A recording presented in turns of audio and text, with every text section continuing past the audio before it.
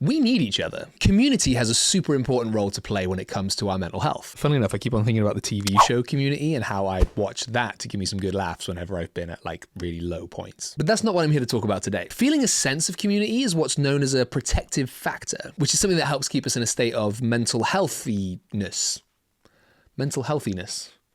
Is that a word? And I think that's why our friends at the Mental Health Foundation have given this year's Mental Health Awareness Week the theme of community. What am I doing with my hands? So I wanted to explore that today. How can you build a sense of community and why is it important to your mental health? We are wired for connection. Whether you're an extrovert, an introvert, or somewhere in between, one thing is true for all of us. Humans are social creatures. We evolved in groups and tribes, not as lone wolves. I should put a sick picture of a wolf here. And while the modern world gives us more independence than ever before, our brains are still wired to crave connection. So there was an old study back in the 90s that gave us something called the Belongingness hypothesis, which is the idea that we have this fundamental need to feel like we belong. And that need drives a lot of our behaviors, which kind of makes sense. To our caveman brains, knowing that you've got the safety of a group helps you feel protected from threats. So when we feel accepted, seen, and understood by others, it can have a huge impact on our mental health. And interestingly, it seems to work the other way too. So if you feel disconnected, it can have a negative effect on our mental health. So if you've ever felt isolated, like no one really gets you, or that you have to deal with stuff on your own,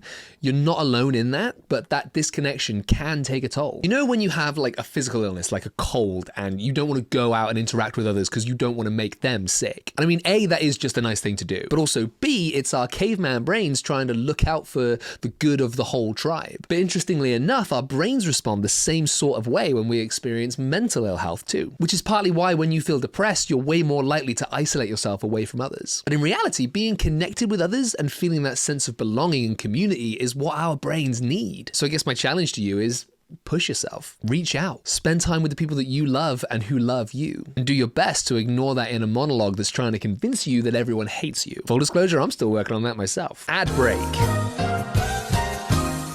I'm going to break this video up real quick, not with a sponsor, but to let you know that these hats have just dropped. They are dope as heck, they are comfy as heck, and they also help to fund the work of Heads Above the Waves. So if you want to help us create more free resources and look like a cross between a metalhead and a cowboy, then pick up one of these hats. You can get them on the website, hatw.co.uk, or you can come visit us in our store in Cardiff and try one on for yourself. Community helps you feel less alone. Okay, so I mentioned that inner monologue. One of the biggest lies that your brain can tell you when you're struggling is, no one else feels like this, because the hat's backwards, so it implies that it's the inner monologue bit talk. But the power of community, whether that's your mates, a support group, a book club, or even like a Discord server, is that it shows you that you're not the only one. Someone else has been through it or is going through it. And even if your experiences aren't identical, you are seen and supported. And I think that's why the almost cliche of you're not alone is so common. Heads Above the Waves is kind of based on this idea. We've shared our experiences and a bunch of other folks have shared theirs too, as a reminder that whatever you're going through, it is possible to find ways to get through it. And if you're still looking for your people, you will find them. Whether it's in like a skate park or a festival crowd,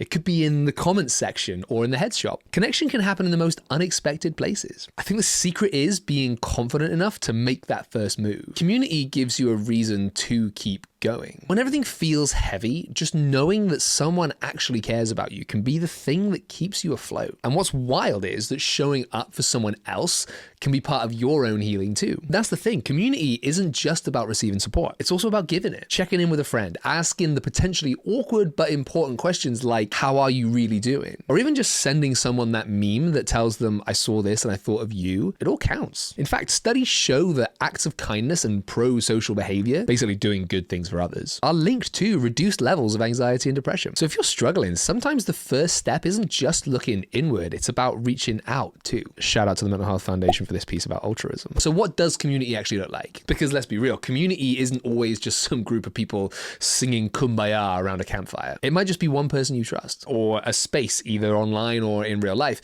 where you feel safe to show up as your whole self. It could be the mate who replies to your way too long voice notes, the online group chat where everyone's got the same super niche interest as you, your bandmates, the book club, the D&D crew, the running group, or that one teacher who gets it. Community isn't about the size of your circle. Does that sound a bit rude? It's about the strength of those connections. It's about feeling like you belong somewhere, like you matter. And look, good community won't fix everything, but it can make the hard days feel a bit less heavy. It can give you perspective when your brain is feeding you lies. And it can be the thing that reminds you that it is possible to get through this. So this Mental Health Awareness Week, I want you to ask yourself, where do I feel most like myself? Who are the people I can turn to? And how can I be that safe space for someone else? And if the answers aren't clear right now, that's okay. You're not too late. You will find your people. And in the meantime, know that you are always so welcome to come and hang out in our shop, and know that whoever you are, you're welcome and you belong. Funny thing is, eventually this is going to be playing in the shop and I'm going to be stood like over there talking to you about how you belong here. Isn't that right, Si? I'll probably cut that out.